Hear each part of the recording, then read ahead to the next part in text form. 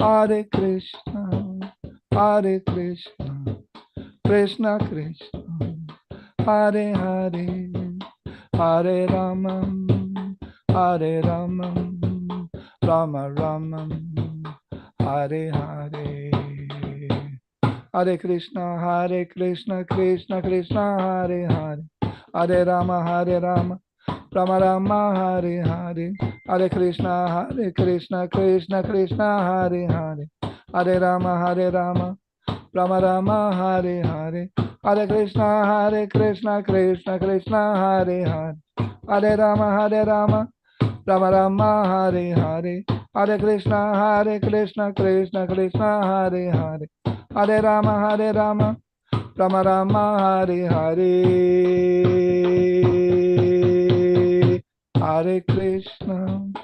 Hare Krishna, Krishna Krishna, Hare Hare, Hare Rama, Rama Rama, Hare Hare, Hare Krishna, Krishna Krishna, Hare Hare, Hare Rama, Rama Rama, Hare Hare.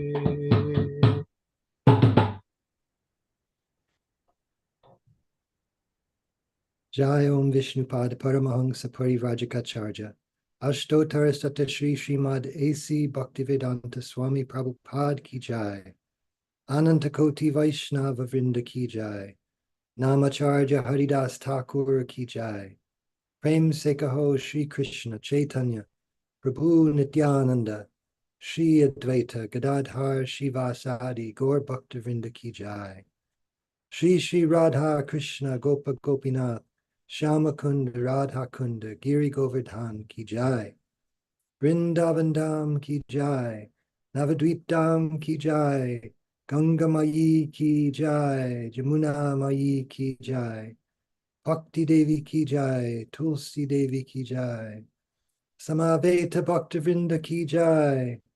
All glories to the assembled devotees. All glories to the assembled devotees. All glories to the assembled devotees. Gaur Premanande Hari Hari Bol. Hare Krishna, and welcome everyone for our Friday night Srimad Bhagavatam class with His Holiness Jayadvaita Swami. And thank you for the opening Kirtan Vijay Krishna Prabhu, and thank you Tulsi Priya for the Mayapur screen share.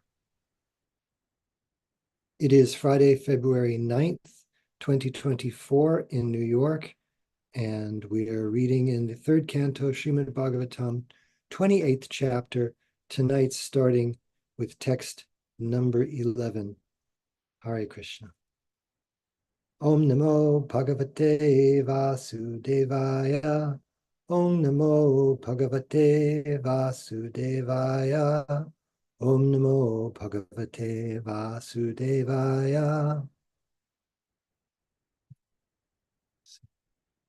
I have to get to my verse window.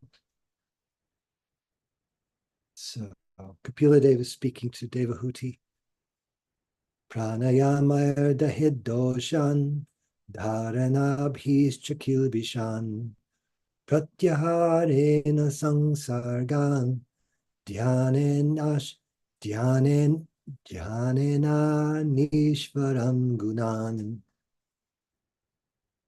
By practicing the process of pranayam, one can eradicate the contamination of his physiological condition. And by concentrating the mind, one can become free from all sinful activities. By restraining the senses, one can free himself from material association. And by meditating on the Supreme Personality of Godhead, one can become free from the three modes of material attachment.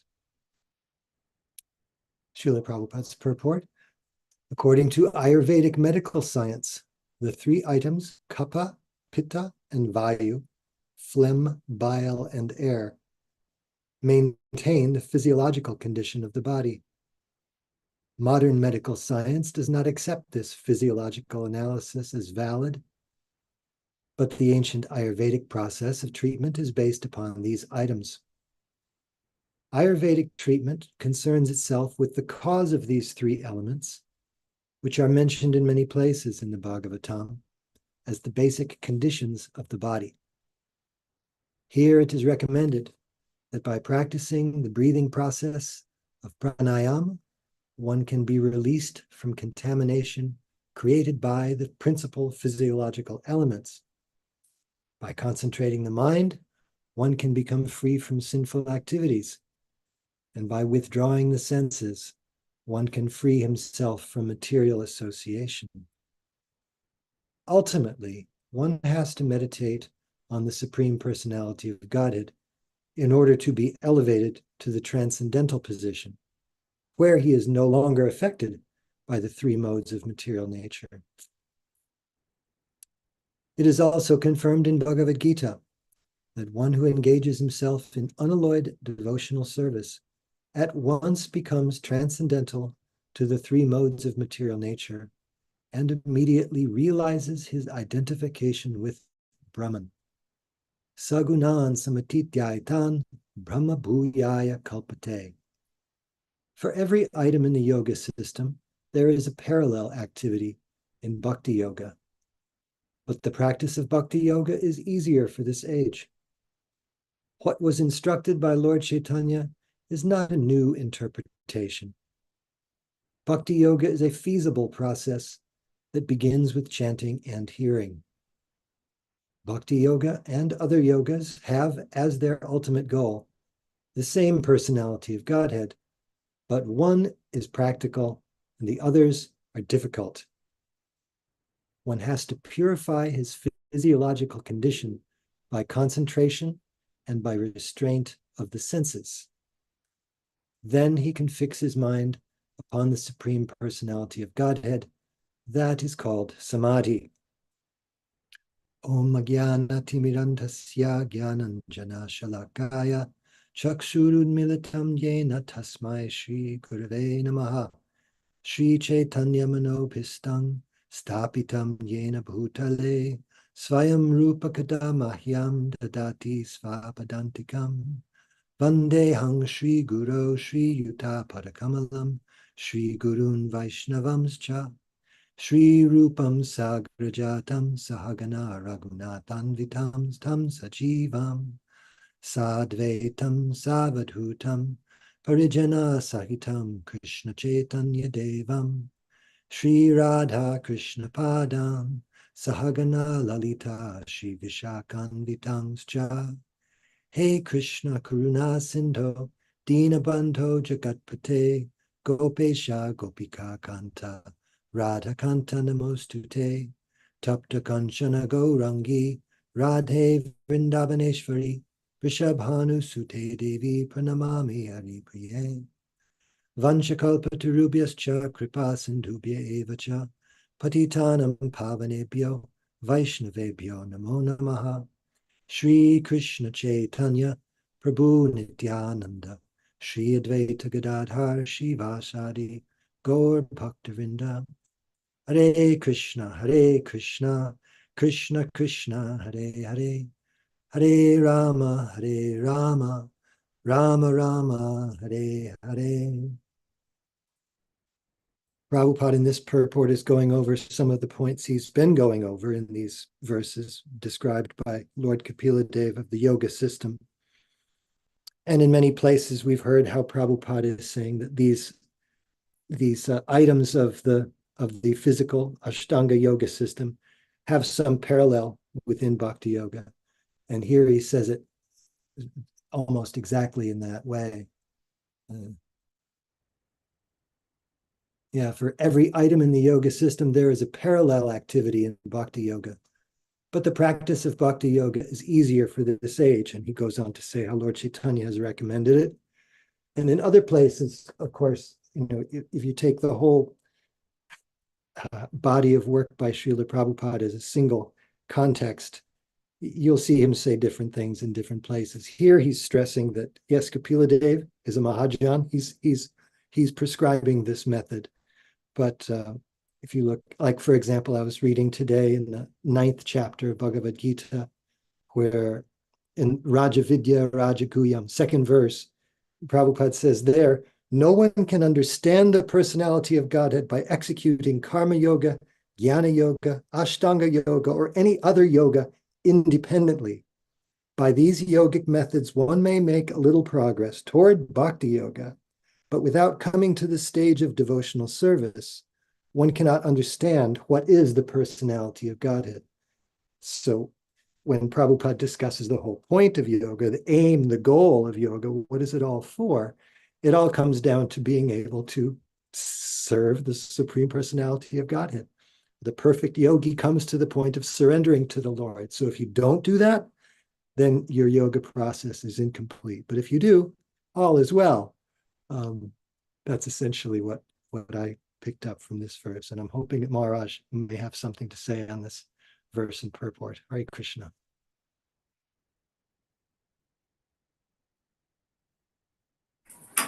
Well, again, you've covered it well. I noted by concentration of the mind, one gets free from sinful activities. So I was thinking about that. And the verse that came to mind is Rajahati yada kaman sarvan parthamanogata. These sinful activities begin from desire for sinful enjoyment. And that all comes from the mind. It's all mental concoction. Sankalpa prabhavan kaman. So if the mind is concentrated on Krishna, then for one thing, then it's not going elsewhere for mental concoction. And it's becoming purified because thinking of Krishna purifies the mind. So that's all I would add. Thank you so much, Maharaj. I actually had a question or a comment that I was hoping you might, if you like, to comment on further. It's not spelled out specifically in this way in the word for word, but the last term there in the Sanskrit is Anishvaran Gunan, which Prabhupada translates here as simply the modes of material nature. What I was picking up from that Anishvaran part of the Anishvaran Gunan was that it gives a sense that the modes of nature are controlling, like the Ishvara controls everything, so that the modes are controlling us. And he translates it sort of that way. One can become free from the 3 modes. And I think Srila Vishwanath has a similar take on from that. So I was just considering how, if that has any validity, it's as if Kapila Dev is giving us the key to get out of this prison. Yeah, Sanskrit grammar is not my strength. That's how it looks to me also, that he's not controlled. He's no longer controlled by the gunas. And that's Prabhupada's translation. And, yeah.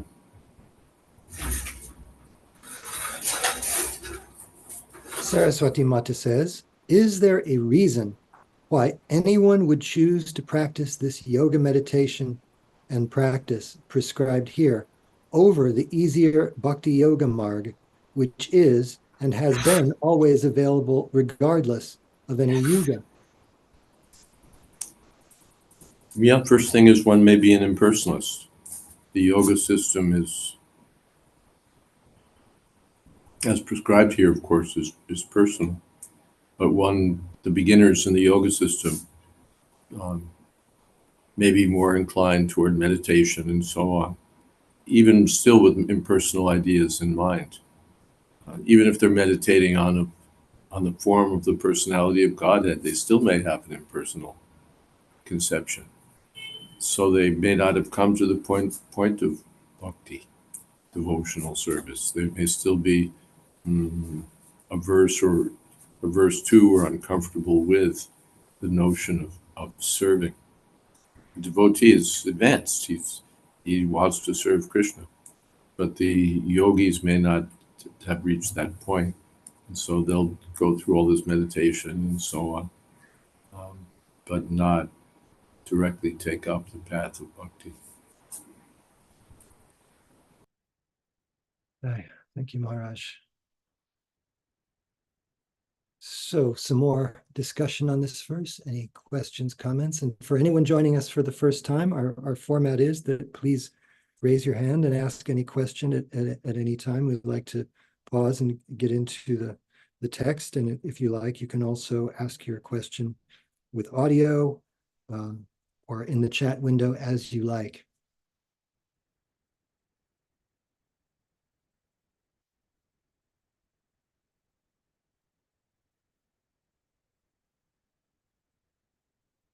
All right. Oh, Gurudas Prabhu. Gurudas Prabhu says, Jai, Dandavat Maharaj and devotees. Lord Kapila is teaching Devahuti Mataji the principles of Sankhya Yoga, but isn't he really teaching essentially bhakti, but just for a different age? Srila Prabhupada seems to make it clear by his extensive commentary in the purport that Lord Chaitanya's method is certainly easier. The Lord in his form as Kapila would not be teaching anything other than pure devotional service. In accordance with the verse, Prabhupada promotes pranayam and control of the mind, etc. Does he seem to be indicating that these processes are recommended for the practicing Sankirtan devotee?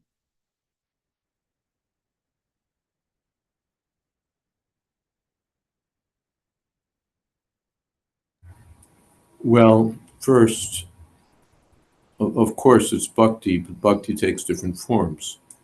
And it can take, and the Sankhya is not just sort of, well, it's really all about bhakti, but we're throwing in this Sankhya stuff, which, doesn't really matter. It's just inconsequential because you're interested in Sankhya. But it's substantially included. What is that? Bhaktya Shruta Grihitaya, devotional service supported by Gyan. So Kapila Deva is enlightening his mother on these topics of which are, as Prabhupada would say, part and parcel of devotional service. The understanding of the different elements and of our independence from those elements, and also how to achieve freedom from those elements, which may not be the same today as it was then. They didn't go out on Sankirtan and book distribution in that age. Now let's see. So yes, it's bhakti for a different age. The essence is bhakti, but there's not the point ultimately is nothing but bhakti. Then Prabhupada promotes pranayama and control of the mind.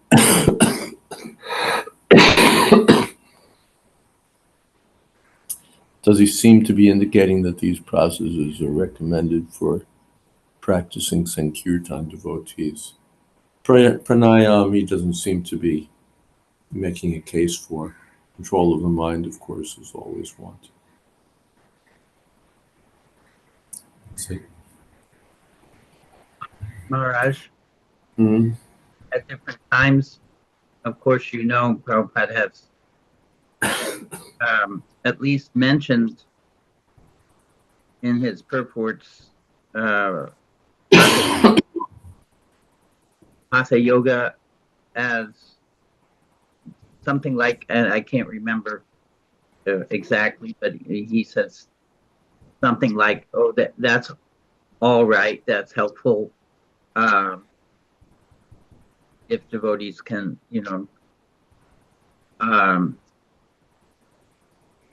Other times, of course, he's very much stresses all that's needed is,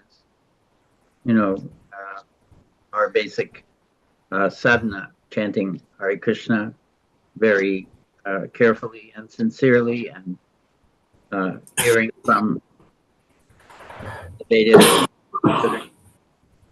In other words, following the program that he established. So is it that both are there, or both can be adopted depending on one's ability?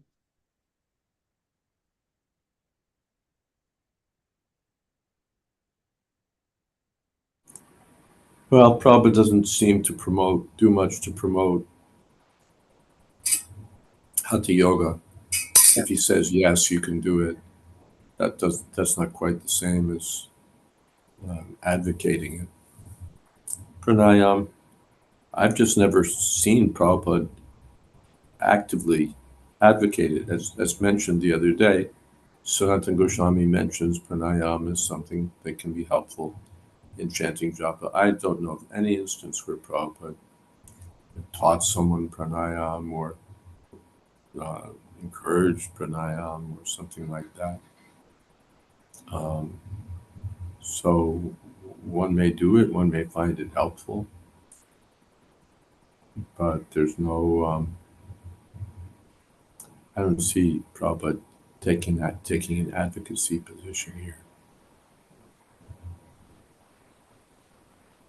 Thank you, Maharaj. Again, that goes back to your point originally you made that that I see how that fits in now. That you're saying that Prabhupada's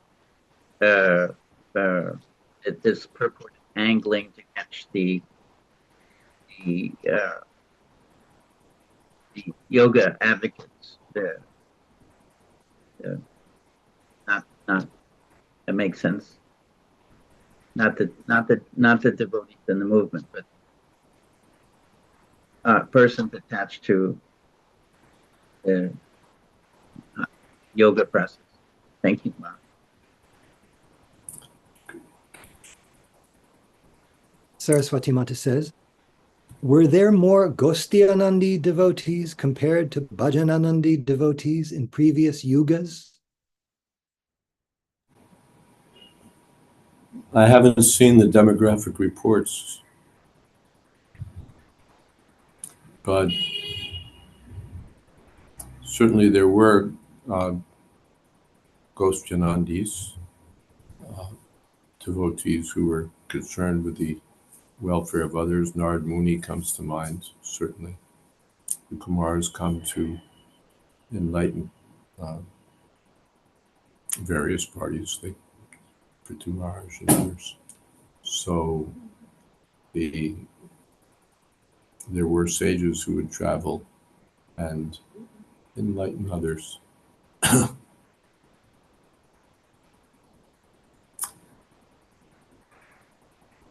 But the practice was generally,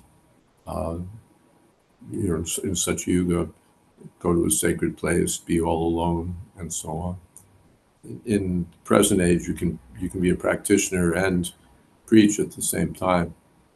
And if you're doing Ashtanga yoga, you can't really preach till you've reached a higher, till you've reached perfection, essentially. And then I don't know whether you would preach.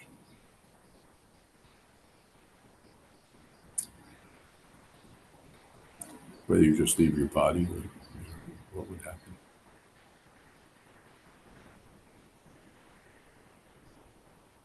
We see Prahlad Maharaj preaching in previous age and so on.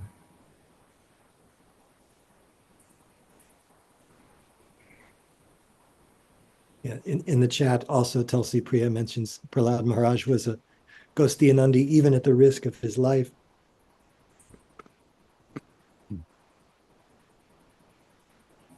So, Gurudas Prabhu, would you like to read our text number 12? Me? Yes, you, Prabhu. It's so good to see you here. Be honored, Hare Krishna. Thank my obeisances to my spiritual master, Satsrup Maharaj, to all the devotees. We're reading text 12, just a minute. Yes, that's right. Text 12.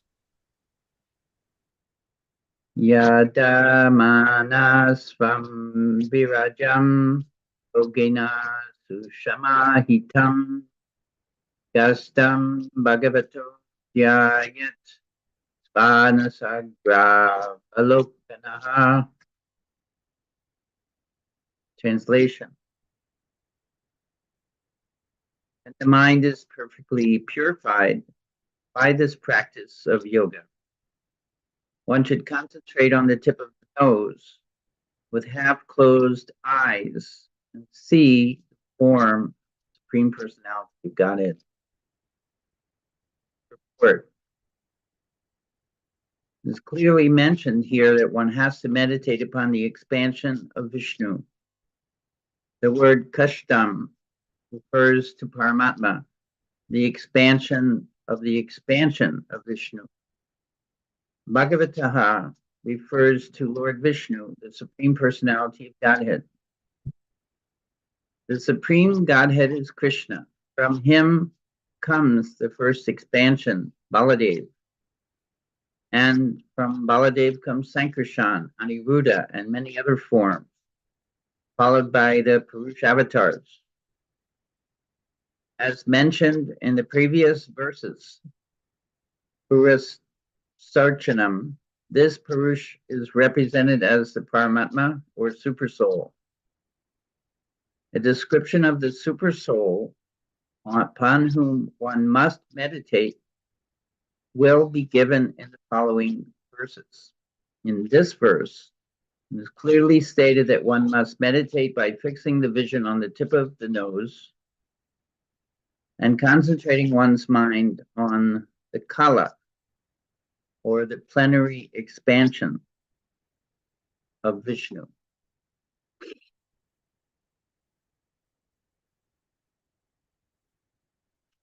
And if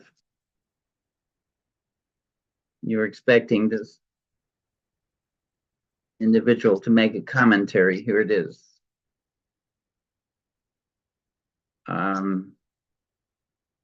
Well, first of all, Lord Kapila it seems to be sending a message, especially applicable to the yogis of this age, that there seem to be so many yogas that have developed where one is recommended to meditate on so many different things, or when Prabhupada came to the country to establish the Krishna consciousness movement, there was transcendental meditation and so many other yoga practices that were not bona fide according to the Vedic scriptures. So this could be a message to those practicing whatever different kinds of yoga, that this is the authorized procedure. And this is, of course, very similar or the same as what is preached by the Lord in the Bhagavad Gita to Arjuna about the process of yoga. And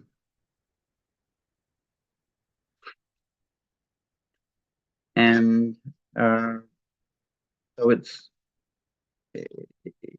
seems like the very best possible meditation for the yogi to think of the Supreme Lord in his different forms as he's concentrating on the tip of the nose. That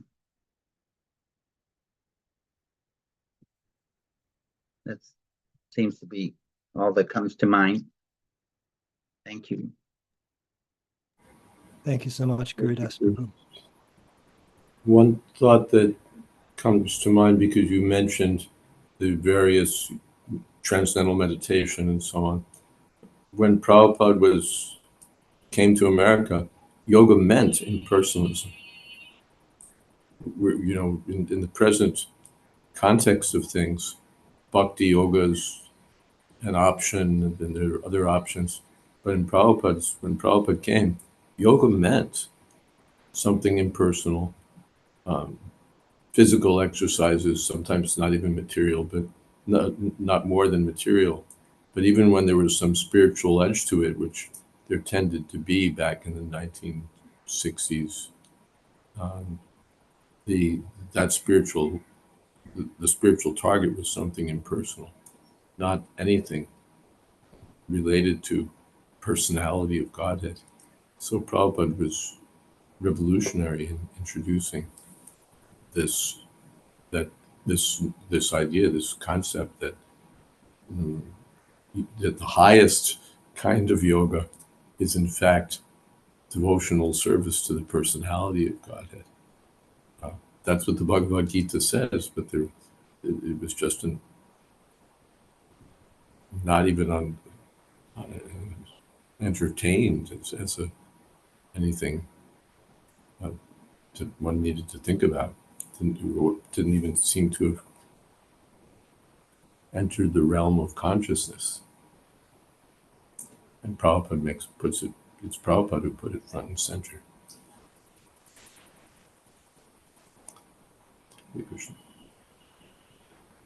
Thank you Thank too you so much. much. He seems us also to be saying that if you are going to do this kind of yoga, this is how to, you have to follow this. Don't. Yeah, Prabhupada, of course, makes various points about the yoga system. One is that if you're going to do it, you really have to do it. You have to follow all these rules and regulations. And then another contribution is to get us to understand why one is practicing this yoga, what one does, and where one is going. The meditation on the Paramatma and so on. That's, people were meditating on mandalas and doorknobs and, candlelight and what have you. And here's Prabhupada saying, no, yoga means to meditate on the kala, the expansion of Vishnu. So, and we'll hear that the features of that personality of Godhead described. So, radical.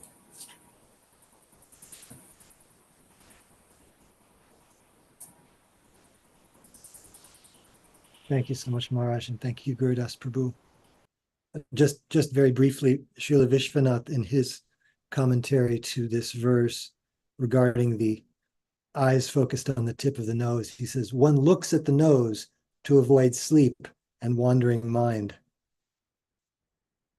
And Saraswati Mata has a comment also, sorry if it seems a silly question, but stated here to have half-closed eyes.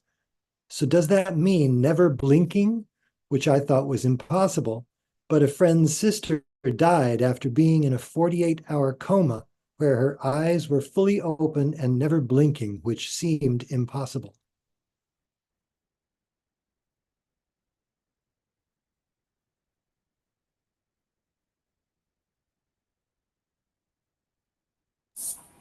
Blinking seems to be aside the point.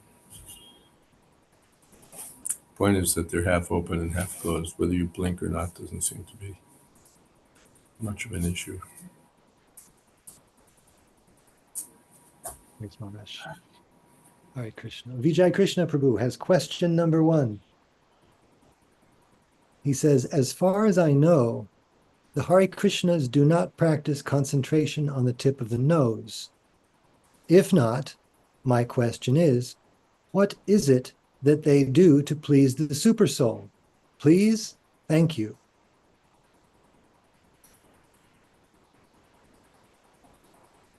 What should I say? They chant Hare Krishna. Don't have anything else to. Maharaj, Sir? Maharaj, you know better than me, if I may, that the guru, the spiritual master, is the external feature of the super soul for him to guide the disciple. So, are you saying that they chant Hare Krishna because that is the instruction of the guru? Guru, Sadhu, Shastra. Yes, Maharaj. Thank you very much.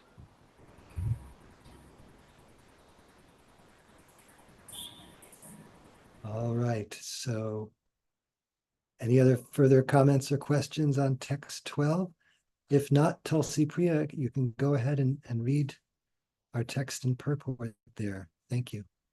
Hare Krishna. Text 13. Prasana vadanam bhojam padmagarbharunekshanam nilutpala dalashamam shankachakra gadadharam. Translation: The Supreme Personality of Godhead has a cheerful, lotus-like countenance with ruddy eyes like the interior of a lotus and a swarthy body like the petals of a blue lotus. He bears a conch, discus, and mace in 3 of his hands. Report by Srila Prabhupada. It is definitely recommended herein that one concentrate his mind upon the form of Vishnu. There are 12 different forms of Vishnu which are described in the teachings of Lord Chaitanya. One cannot concentrate his mind on anything void or impersonal. The mind should be fixed on the personal form of the Lord, whose attitude is cheerful, as described in this verse. Bhagavad Gita states that the meditation on the impersonal or void features is very troublesome to the meditator. Those who are attached to the impersonal or void features of meditation have to undergo a difficult process because we are not accustomed to concentrating our minds upon anything impersonal. Actually, such concentration is not even possible. Bhagavad Gita also confirms that one should concentrate his mind on the personality of Godhead. The color of the personality of Godhead, Krishna, is described here as Nilotpala Dala, meaning that it is like that of a lotus flower with petals tinted blue and white. People always ask why Krishna is blue. The color of the Lord has not been imagined by an artist. It is described in authoritative scripture. In the Brahma Samhita, also, the color of Krishna's body is compared to that of a bluish cloud. The color of the Lord is not poetical imagination. There are authoritative descriptions in the Brahma Samhita, Srimad Bhagavatam, and Bhagavad Gita, and many of the Puranas of the Lord's body, his weapons, and all other paraphernalia. The Lord's appearance is described here as Padma Garbharunekshanam. His eyes resemble the inside of a lotus flower, and in his 4 hands he holds the 4 symbols: conch shell, discus, mace, and lotus.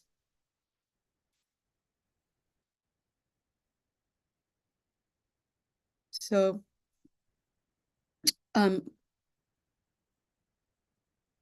again, Prabhupada is stressing personalism, that the Lord, any person has features, and the Lord, being the supreme person, has, of course, has features, and they are all absolute. As we go through different bodies, our features may change. We may be man in one life, a female in another, an animal in another, and even if we're only human, we won't have the same type of body from one life to the next.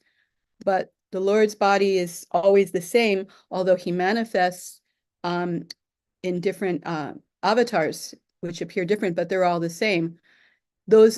Each individual manifestation does not transform. He doesn't turn from one thing to another, although he may manifest in other forms, such as when he manifested the Mohini Murti form as Vishnu. The other thing is, I was thinking about the expression that Prabhupada, I believe Prabhupada initiated, this windows to the spiritual world. It's interesting how he stressed so much the illustrations in his books, and he wanted them to be first class, very detailed, vivid. At the same time, they have an era, they have a realistic style. Sometimes we see kind of cartoony versions of Krishna, but Prabhupada always stressed a realistic style in the art done by the BBT artist, because Krishna is a person, he's real, he's not a cartoon, he's not an imagination of an artist. So he's always depicted as a real person and not a highly stylized interpretation by an artist. And as Prabhupada says here also, that it's not, lost the place.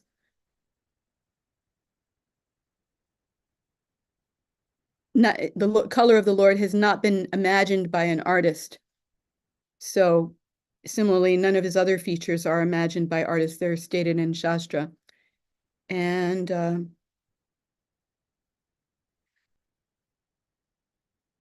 he says we don't meditate on impersonal void features because we're not used to it. But then he goes on to say, actually, such concentration is not even possible. Yes, it's not possible to concentrate on void because there's nothing there. And even if you could do it, you're there. So there's still not void. Somebody's there. It's you meditating on the void. Hare Krishna. Thank you, Tulsi Priya. Maharaj, we'd love to hear what you might have to say on this verse and purport.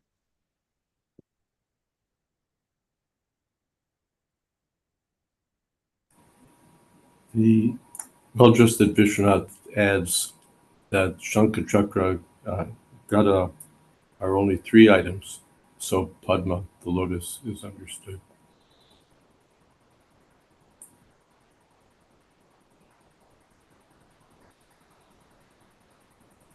I have a question for Maharaj. I remember once when I was a very new bhaktin, walked into the pujari room to do some seva, and there on a table in a jar of water was a lotus. And I had never seen a lotus before in my life. And it literally shocked me. I thought I was seeing something extraterrestrial. And we hear stories of the Parijata flower being brought down from the heavenly planets. And I was just wondering, obviously, a lotus or other flowers that may be described in the scripture and brought from the heavenly planets or whatever, they're material flowers. But I guess what I'm trying to ask is that, is it just those flowers? In other words, like, maybe certain flowers are only of the material world and other flowers are brought to us from the heavenly planets or from the spiritual world, and their forms are similar and they're considered unique in that sense, that they're not like other flowers of the material world? A bit of a ramble, that question, but I know. what I assume you want to know is, there are lotuses in the material world and there are lotuses in the spiritual world. Are there dandelions in the spiritual world? They're not mentioned. I guess I mean, is there something unique even about a material lotus because of its connection to the spiritual Yes. world? Okay. The lotus is like the standard of beauty and so on. So it has some reference, and the reference is there in the spiritual world. Thank you.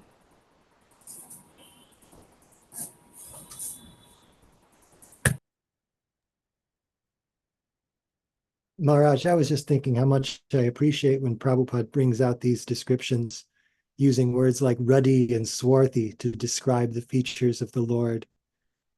You get a very clear picture of whom he's describing.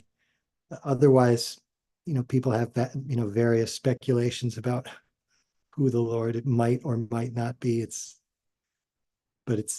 refreshing to hear from someone who knows. And Saraswati Mata says, it's stated that there are 12 different forms of Vishnu, where differences are in order of which hand is holding which weapon. If yes, is there any uniqueness of each form in terms of some lila which is why a particular devotee may be attracted to one form over another, since each form is quite similar anyway? All that's mentioned is that they're differently named according to the order in which the 4 weapons are held. It doesn't say anything. I haven't seen anything more than that, not in the teachings of Lord Chaitanya. That's right.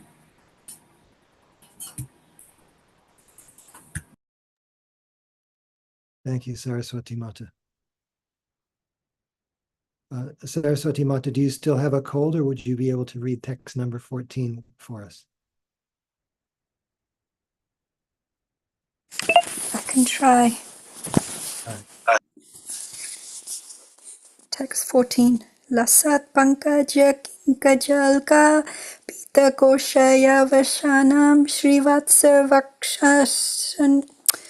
vakshashma brajat kastuba mukta gandharam. Translation. His loins are covered by a shining cloth, yellowish like the filaments of a lotus. On his breast he bears the mark of Srivatsa, a curl of white hair.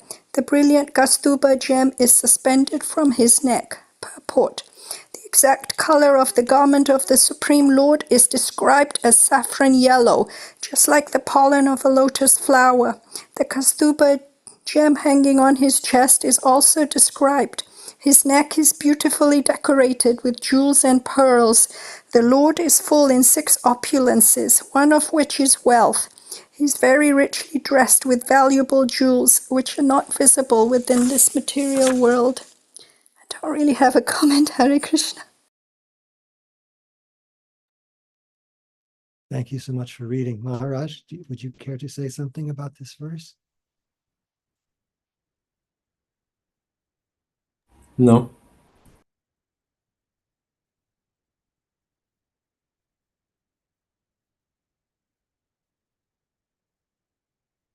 Srila Vishwanath just mentions in his commentary that the kastuba is tied around his neck by a gold thread.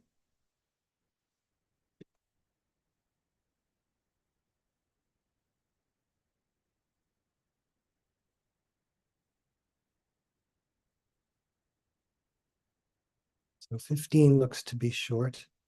I can read it. Mattadvire pakalaya paritang vanamalaya parardhya haravalaya kiritang gadanupuram. He also wears around his neck a garland of attractive sylvan flowers, and a swarm of bees, intoxicated by its delicious fragrance, hums about the garland. He is further superbly adorned with a pearl necklace, a crown, and pairs of armlets, bracelets, and anklets. Purport. From this description, it appears that the flower garland of the Supreme Personality of Godhead is fresh. Actually, in Vaikuntha, or the spiritual sky, there is nothing but freshness. Even the flowers picked from the trees and plants remain fresh, where everything in the spiritual sky retains its originality and does not fade. The fragrance of the flowers picked from the trees and made into garlands does not fade, for both the trees and the flowers are spiritual. When the flower is taken from the tree, it remains the same. It does not lose its aroma. The bees are equally attracted to the flowers, whether they are on the garland or on the trees. The significance of spirituality is that everything is eternal and inexhaustible. Everything taken from everything remains everything, or, as has been stated, in the spiritual world, 1 minus 1 equals 1, and 1 plus 1 equals 1. The bees hum around the fresh flowers, and their sweet sound is enjoyed by the Lord. The Lord's bangles, necklace, crown, and anklets are all bedecked with invaluable jewels. Since the jewels and pearls are spiritual, there is no material calculation of their value.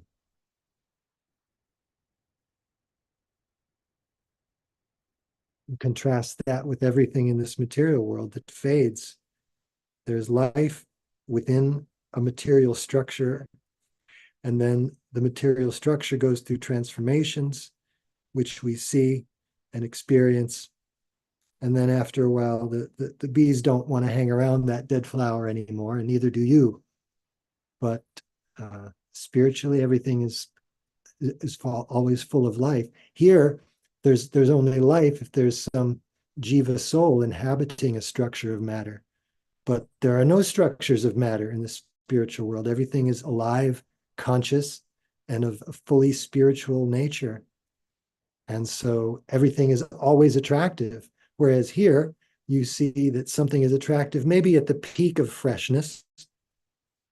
You know, a human body looks good within a certain age range, otherwise not really. But spiritually, everything is always attractive, and Krishna is the supreme, the supreme soul, the supreme person. So everything connected with him, including the garlands that he wears, are of that same ever fresh, always living, always attractive quality. The price of gold goes up and down in the material world, but it's said there that there's invaluable gems bedecking his crown and bracelets and everything, and the price never goes down. Everything is always going up and up and up, and there is no upper limit. Hare Krishna. Maharaj, would you like to say anything about this verse?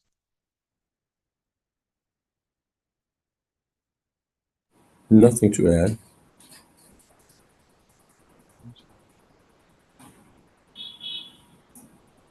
Thank you so much, and thank you everyone for being here. It's time for our closing kirtan now, and let's see who might want to lead our closing kirtan.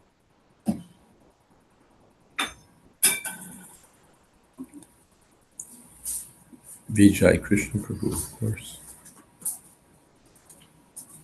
But Maharaj, I did the beginning kirtan. Okay, I had a sound issue. I couldn't tell who was leading. Do you want me to do the closing kirtan? I won't complain. Kendra Prabhu, you're the host of the session. What should I do? If Maharaj won't complain, who am I to complain, Prabhu? We insist you chant Hare Krishna.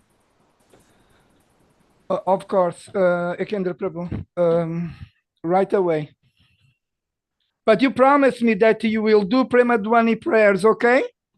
I'm your servant. Thank you very much. You're most kind.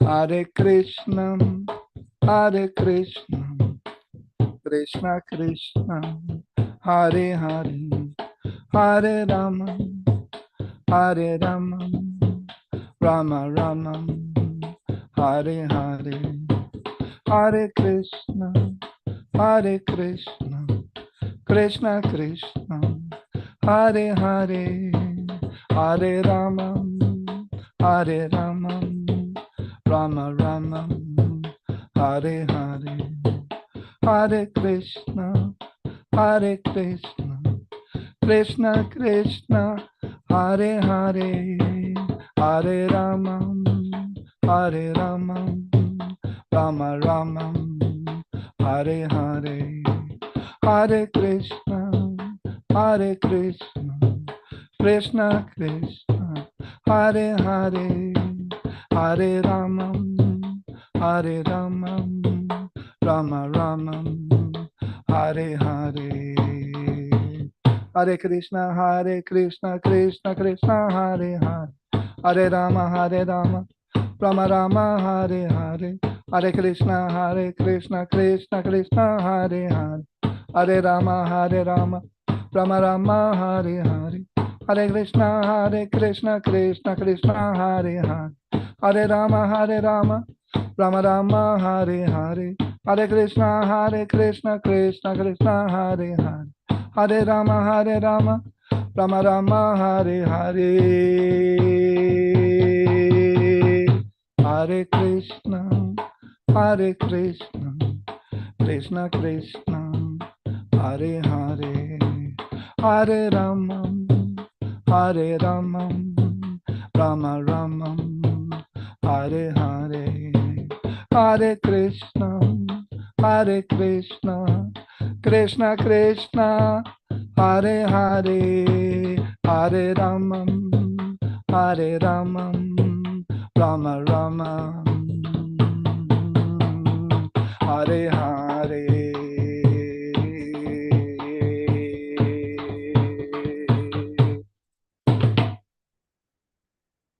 Jai Om Vishnupad Paramahansa Parivrajikacharya Ashtotar Saptashri Srimad A.C. Bhaktivedanta Swami Prabhupada Ki Jai Ananta Koti Vaishnava Vrinda Ki Jai Namacharya Haridas Thakur Ki Jai Prem Sekaho Shri Krishna Chaitanya Prabhu Nityananda Shri Advaita Gadadhar Shivasadi Gaur Bhakta Vrinda Ki Jai Shri Shri Radha Krishna Gopa Gopinath Shyamakund Radha Kund Giri Govardhan Ki Jai, Vrindavan Dham Ki Jai, Navadvip Dham Ki Jai, Ganga Mayi Ki Jai, Jamuna Mayi Ki Jai, Bhakti Devi Ki Jai, Tulsi Devi Ki Jai, Samaveta Bhakta Vrinda Ki Jai.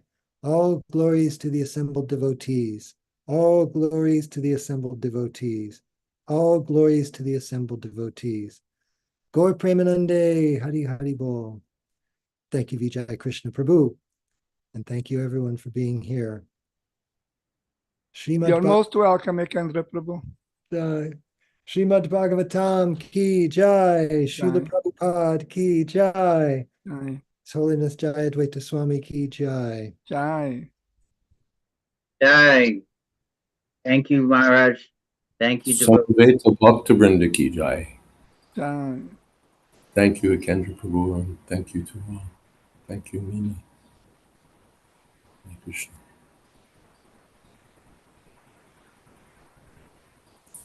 Right. Hope to see you all on Monday, if not sooner. Hare Krishna. Hare Krishna.